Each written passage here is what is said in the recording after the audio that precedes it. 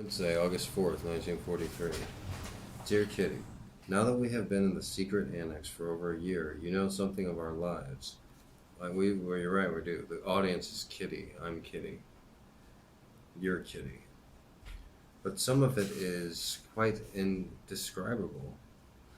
There is so much to tell. Everything is so different from ordinary times and from ordinary people's lives.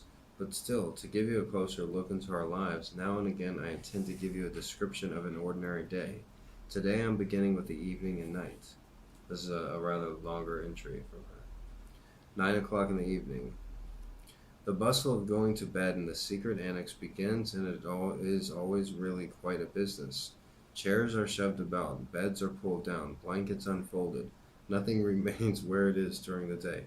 Old people always do that, like going to bed's like a big production, you know? Me, I just fall asleep wherever with my clothes on.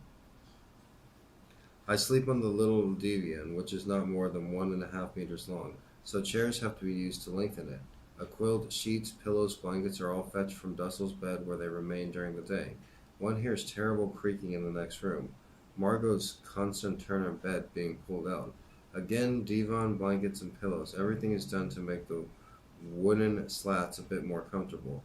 It sounds like thunder above, but it is only Mrs. Van Daan's bed.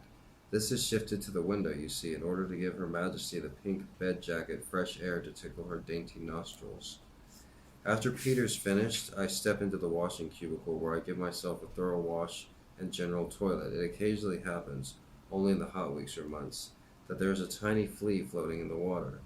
Then teeth cleaning, hair curling, manicure, and my cotton wool pads with hydrogen peroxide to bleach black mustache hairs.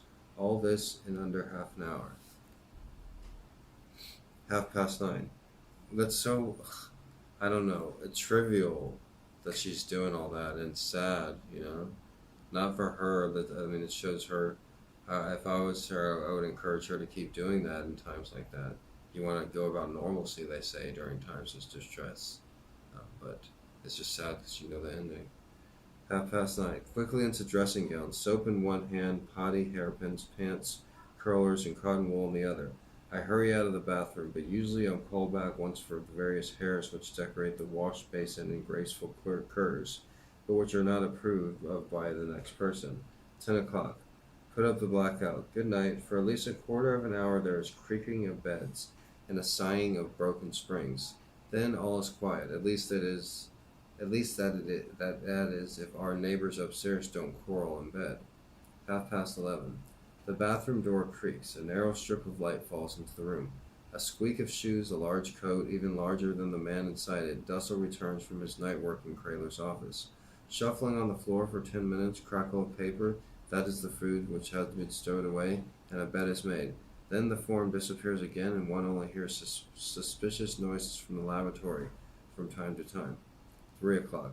I have to get up for a little job in the metal pot under my bed, which is on a rubber mat for safety's sake in case of leakage. When this has to take place, I always hold my breath as it clatters into the tin like a brook from a mountain.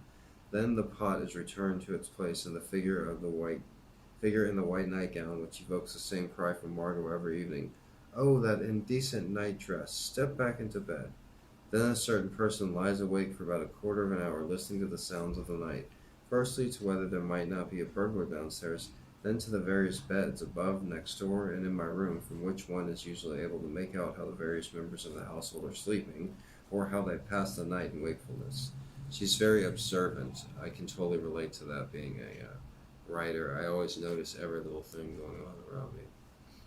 The latter is, I even have been told that I stare at people way too often. Like, I love them just like. The latter is certainly not pleasant, especially when it concerns a member of the family by the name of Dussel. First, I hear a sound like a fish gasping for breath. Then it is repeated 9 or 10 times. Then, with much ado and interchange with little smacking sounds, the lips are moistened, followed by a lengthy twisting and turning in bed and rearranging of pillows. 5 minutes perfect peace, and then the same sequence of events unfolds itself at least 3 times more, after the doctor has soothed himself to sleep again for a little while. It can also happen that we get a bit of shooing in the night, varying between 1 o'clock and 4. I never really realized it until, from habit, I am already standing at my bedside. Sometimes I'm so busy dreaming that I'm thinking about French irregular verbs or choral upstairs.